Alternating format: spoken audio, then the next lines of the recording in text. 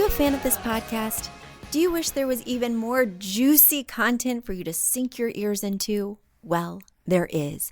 You can become a premium member of this podcast for $5.99 a month and get full access to an archive of over 50 bonus episodes. Additionally, we release a bonus episode every single month. That's a ton of extra content, including my personal interior design diaries, extra tips, my talking about trends, and so much more. Additionally, you'll be keeping us on the airwaves each and every week because your premium membership money goes directly back to making this podcast amazing. Check us out at affordableinteriordesign.com. Click on podcast to learn more and to become a premium member today.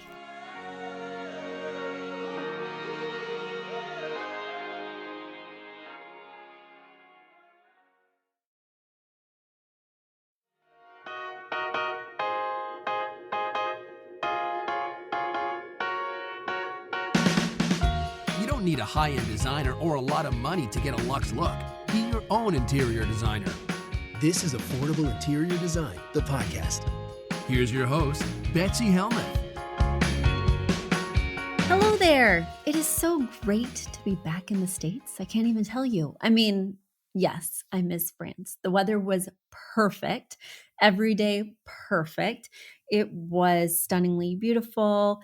There was not too much heat, not too much cool. It was just a really great, inspiring experience. Of course, you guys know that for half the time I was saying goodbye to my French mom, who was so instrumental in me becoming an interior designer, but also in my development as an early teen and just, my love of all things French. And she was just so generous and in so many ways so special.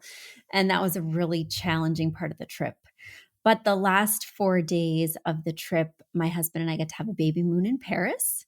And with all of our babies, we've baby mooned in Paris. And it's just such an amazing place to do that because, you can walk everywhere or you can subway everywhere. You can sit down and have a drink. I mean, we probably sat down 4 or 5 times a day and just had a drink and read a book. Luckily, we've both been to Paris so many times that there's not a lot that we need to do. I used to live in Paris when I went to the Sorbonne. I've seen the Louvre. I've seen the Eiffel Tower. I've seen the Arc de Triomphe. I've seen all of it.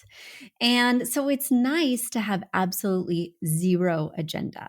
I started reading this book, My Life with Picasso, which was written by one of his girlfriends of a decade. And it was such a compelling book. I mean, I just couldn't put it down. And so I felt I had to go to the Picasso Museum, even though I am not truly a fan of his work. And certainly the book shows a lot of his character flaws and sort of his treatment of women and all those things that make him a controversial figure.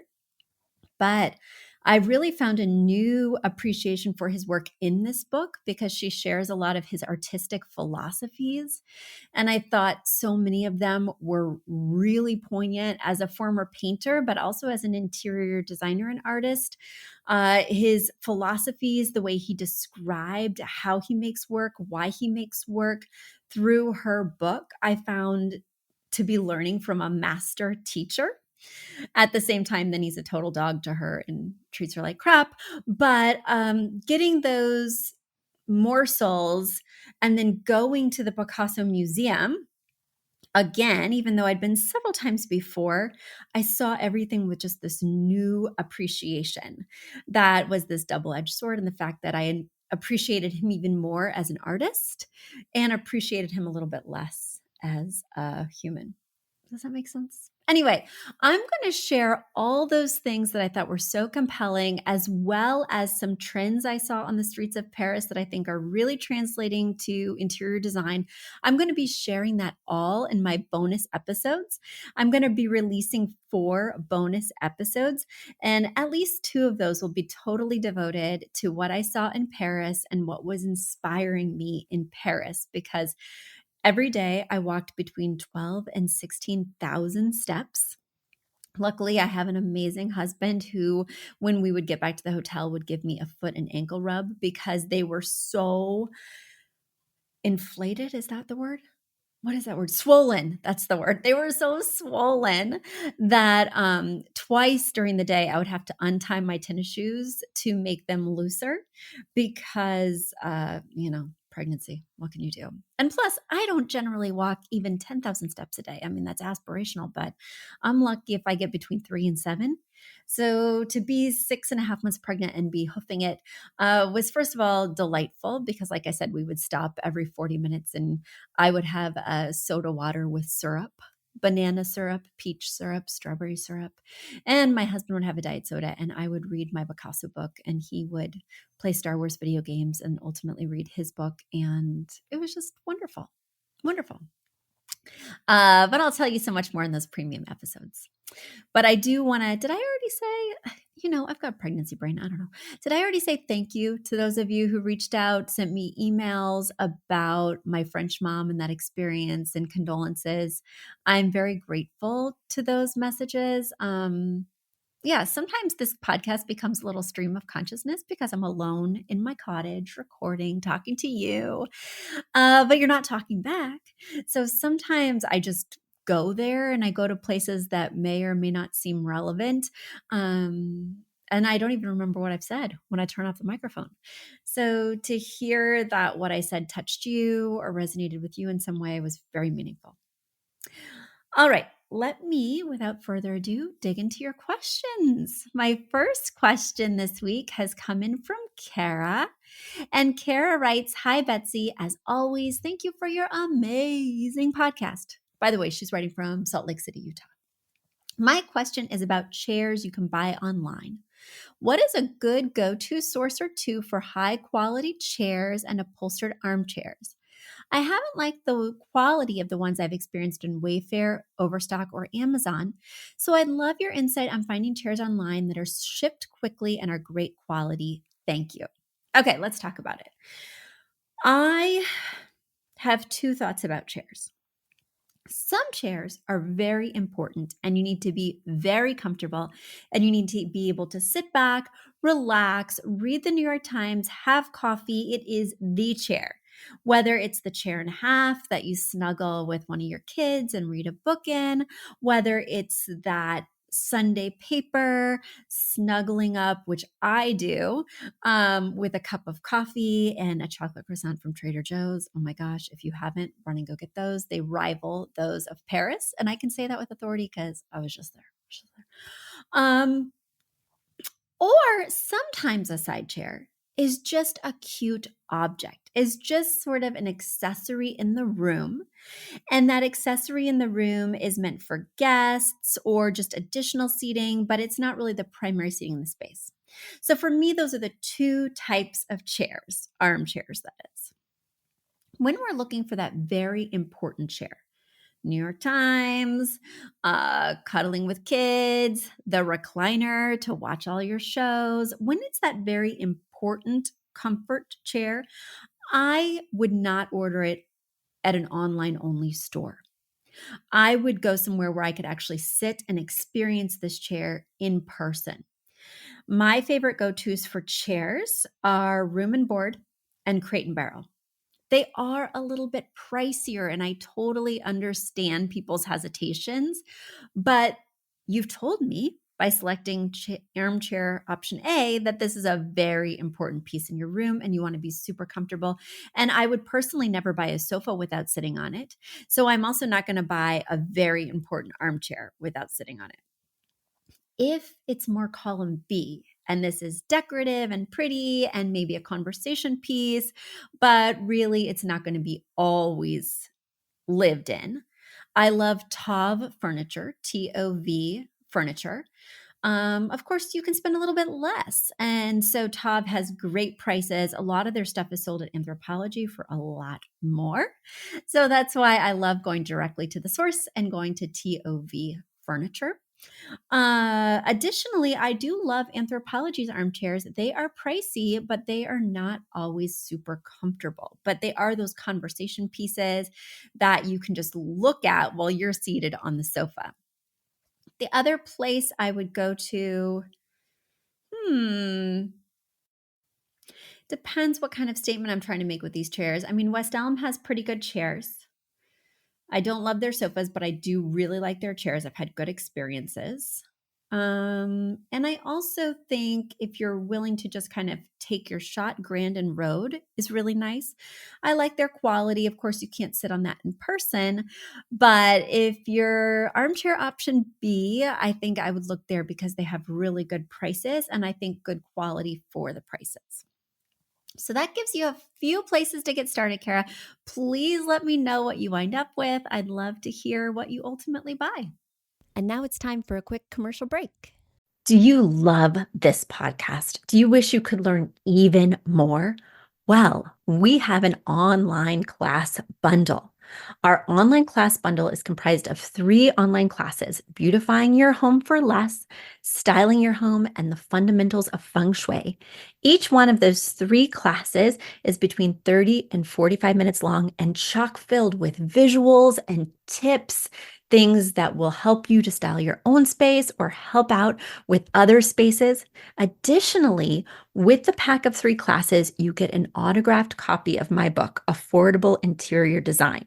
You get all of that for only $99. Once again, that's the 3 online classes as well as the book for only $99. You just go to affordableinteriordesign.com/classes. Once again, affordableinteriordesign.com/classes to buy your bundle today. And if one of those classes sounded intriguing, but maybe you already have my book or some of the other topics are not of interest, you can buy the classes individually at that site as well. Each class is $40. So head over to affordableinteriordesign.com/classes to get your bundle or your online class today. All right, let's get to my next question, which comes from Cindy.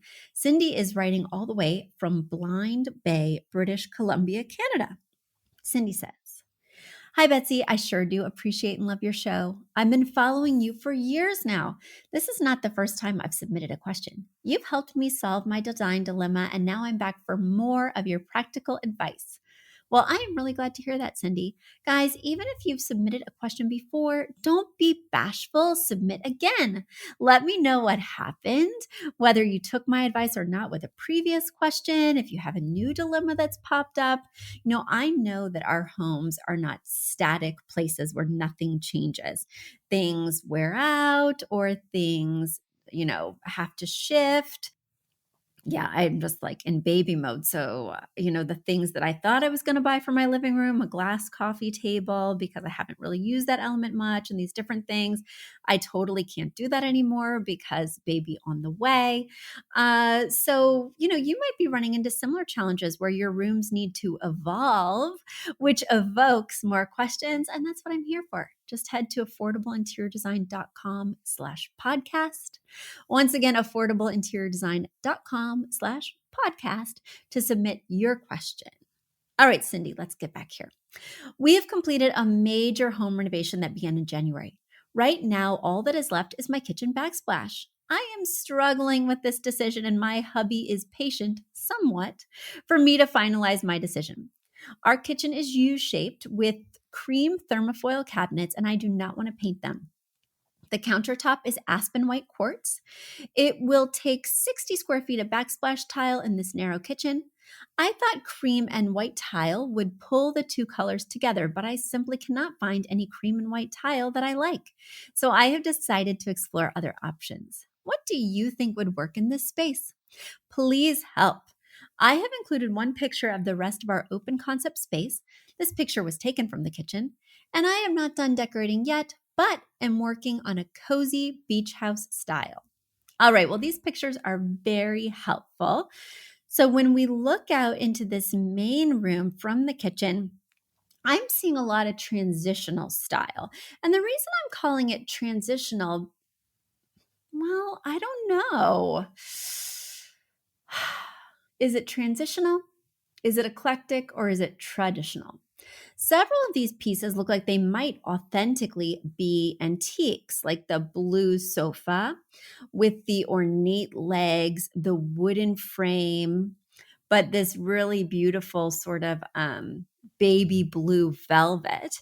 And then you have a cream wingback chair, and then you have two floral sort of chintz wingback chairs. And then you have spindle dining chairs at a circular table. Maybe I'm going to say this style is traditional. But when I say the style of this room is traditional, then when I look in the kitchen, it's very contemporary. You have shaker style cabinets in a pure white. You have sort of this natural wood floor, almost kind of a white oak floor. You have stainless steel appliances, and I'm not seeing any sort of traditional elements in here. I am feeling very disconnected in these two open rooms. Here's what I would suggest. The first thing that I would suggest is that I would replace these knobs on the cabinet with a handle. And the handle could be your sort of foray into bridging the gap between this traditional living room or family room, whatever you're calling this open concept space, and the kitchen. So picking a handle that has a little bit more ornamentation, picking a handle that maybe has a ceramic element as well as a metal element, just picking a handle that kind of softens these shaker style cabinets that are so stark white, I think would really help. Also, I could see doing like an indoor outdoor rug on the floor, because not only do you have a nice kind of open space there, but also I think that that could be a nice way to soften this space that feels so contemporary, almost cold, because it's sort of stark in its way. And the other half of the space doesn't feel that way at all. So I could see bringing in like sort of an overdyed Persian rug, or something that kind of harkens back to a more traditional patterned rug. So that way it really ties in the other space. You'd also want it to be pretty heavily patterned, because we don't want to show stains, or it needs to be something that's easy to clean. And it also needs to pull the colors from that family room area into this area. That brings me to your actual question, Cindy. Yes, I was going to get there eventually. Your actual question is, what should I do with this backsplash? And more white and more cream is just going to make it feel more stark and less cohesive with the rest of the space, in my humble opinion. I think you need to do something that's a little bit softer in terms of its edges, that doesn't feel so geometric, or it's not the geometric that's bothering me. It's like hard right angles. If you do something like a subway tile, I'd want it to look hand glazed. I'm looking to bring some of those older world elements that we have in the other room in here. And I would choose to go with a tile that has a lot of curves, like maybe an arabesque tile.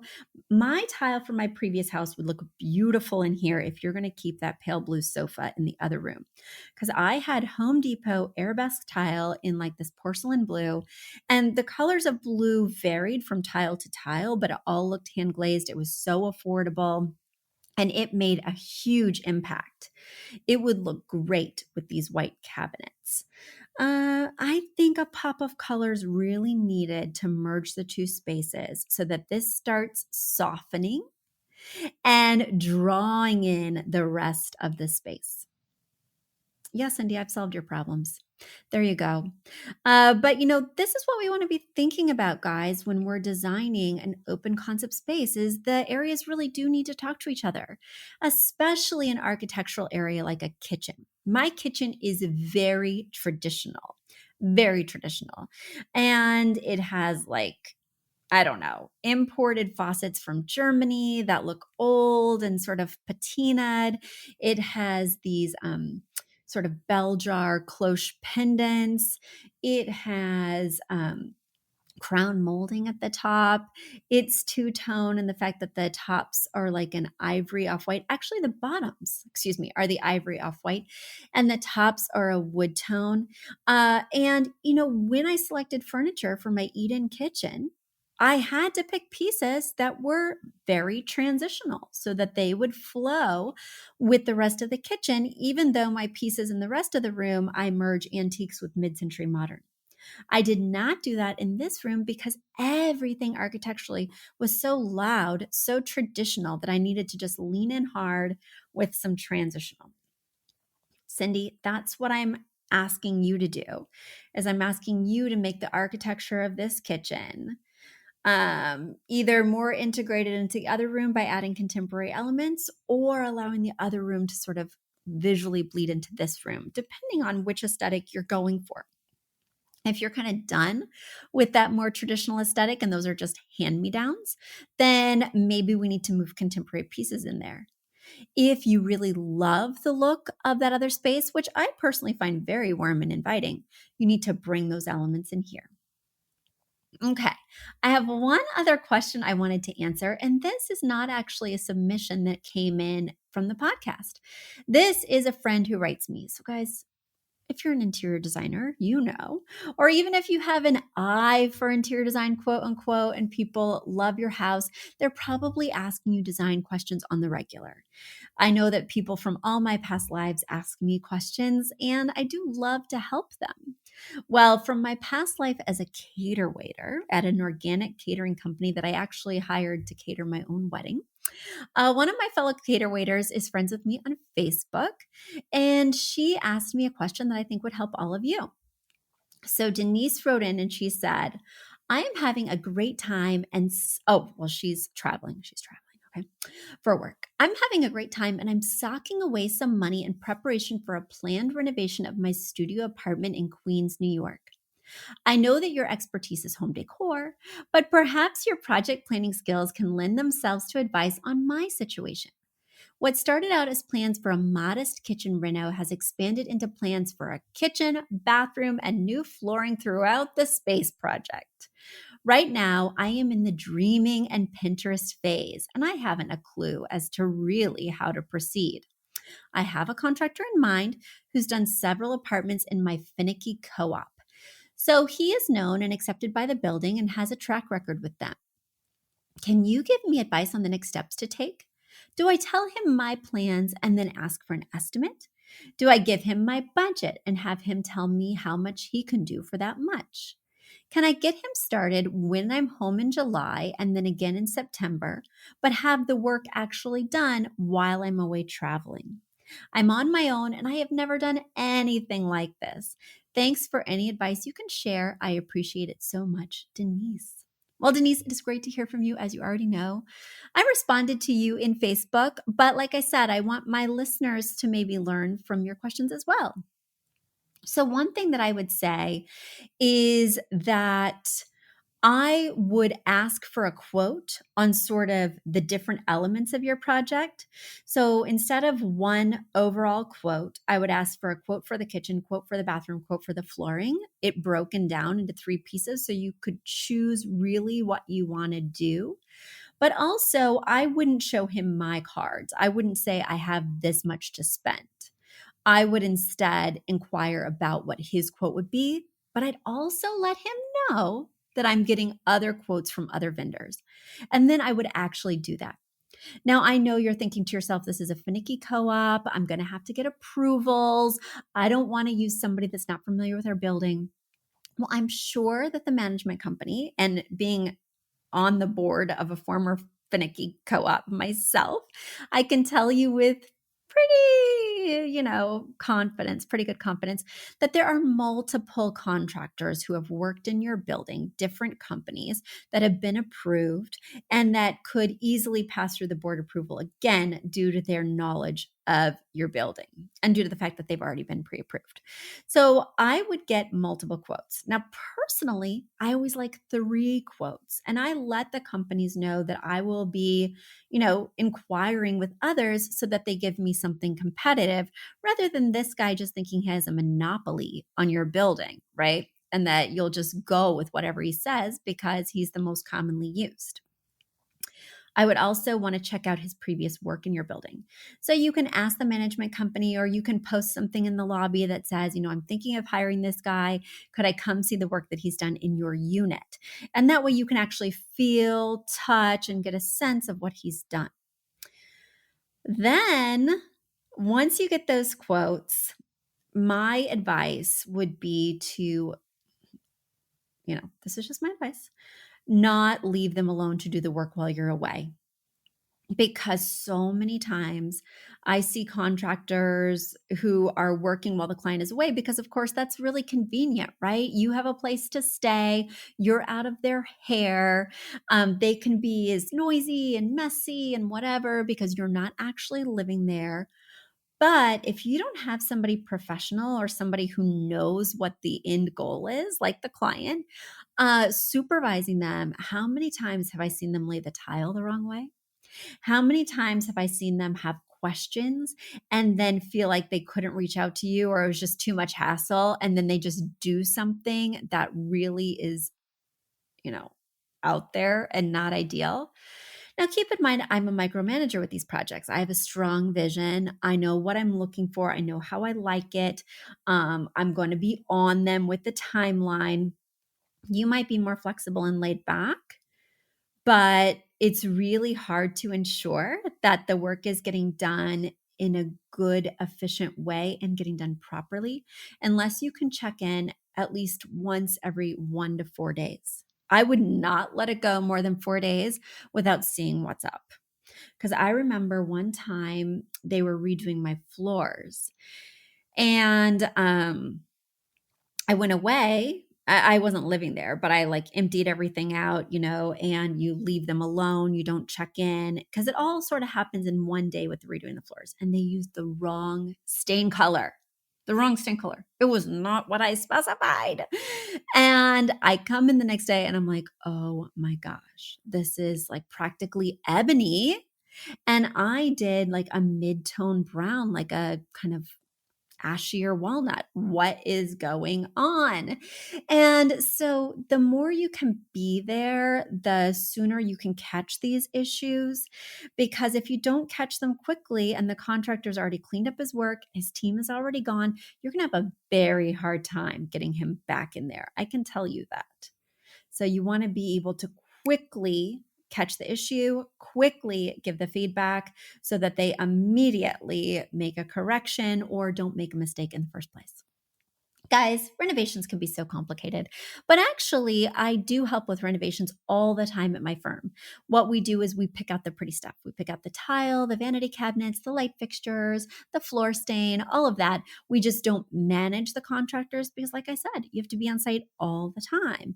And if you want us to be on site for you, that's just kind of a steep day rate, right? For us to stop by all the time, even though it can be worth it if you absolutely can't be there, or you want that micromanaging expert eye. I'll walk in and in 2 seconds be able to sum up what's going on, how it's going, what they've missed. It's very important. All right, everyone. Well, I hope that this has been an informational show for you guys. I'll be back again next week. And thanks for being listeners. I really appreciate you. Until then, bye. You've asked for it, and we have answered the call. For years, you've been saying, Betsy, you're talking about all these great design concepts, but we can't visualize them. You're describing the picture that the listener sent in of their problem, and we wish we could see that picture too. After all, a picture is worth 1,000 words, and I do my best to describe them, but there's nothing like seeing it for yourself. And that's why Affordable Interior Design, the podcast, now has a YouTube channel. Not only do we have a YouTube channel where you could see recordings and clips of these podcast episodes, we also have an Instagram, a Facebook, and so many other exciting things. You should check it out. Head over to affordableinteriordesign.com/links. Once again, affordableinteriordesign.com/links. Links. And when you go there, you will see links to our YouTube page, our Instagram page, our Facebook page, and more. Please check it out. Follow and subscribe so you can see everything I'm talking about.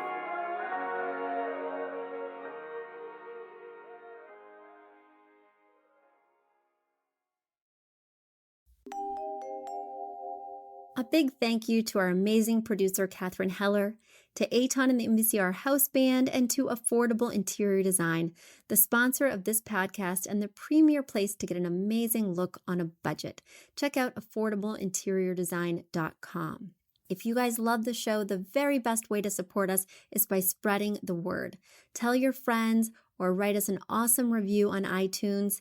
So until next week, guys, thanks so much for joining us, and I'll talk to you soon. Bye.